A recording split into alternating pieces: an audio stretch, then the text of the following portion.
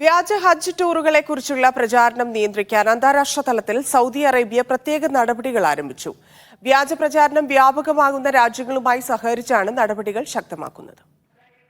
വിവിധ രാജ്യങ്ങളിൽ സോഷ്യൽ മീഡിയകളിലൂടെയും മറ്റും ഹജ്ജ് ടൂറുകളെക്കുറിച്ചും നിരക്ക് കുറഞ്ഞ പാക്കേജുകളെക്കുറിച്ചുമുള്ള വ്യാജ പ്രചരണങ്ങൾ വർദ്ധിച്ചു വരുന്ന സാഹചര്യത്തിലാണ് ഇവയ്ക്ക് നിയന്ത്രണം ഏർപ്പെടുത്താൻ മന്ത്രാലയം പ്രത്യേക നടപടികൾ ആരംഭിച്ചത്.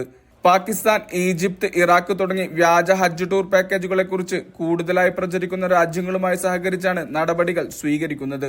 അതത് രാജ്യങ്ങളുടെ സഹായത്തോടെ ഇത്തരം വ്യാജ സ്ഥാപനങ്ങളെ കണ്ടെത്തി ഇല്ലായ്മ ചെയ്യുകയാണ് ലക്ഷ്യമെന്ന് ഹജ്ജ് ഉംറ മന്ത്രാലയം പ്രതിനിധി ഐദ് അൽ ഗുവൈനം വ്യക്തമാക്കി. ഹജ്ജുമായി ബന്ധപ്പെട്ട സേവനങ്ങൾ നൽകുമെന്ന് വ്യാജ പരസ്യം നൽകിയവർക്കെതിരെ ഇതിനോടകം തന്നെ നടപടികൾ സ്വീകരിച്ചിട്ടുണ്ട്.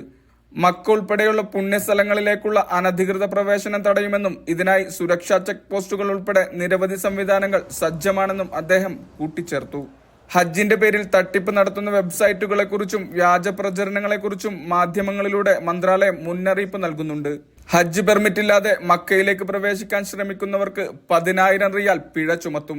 നിയമം ലംഘിക്കുന്ന പ്രവാസികളെ രാജ്യത്തേക്ക് തിരിച്ചു വരാനാകാത്ത വിധം നാടുകടത്തുമെന്നും മന്ത്രാലയം മുന്നറിയിപ്പ് നൽകി.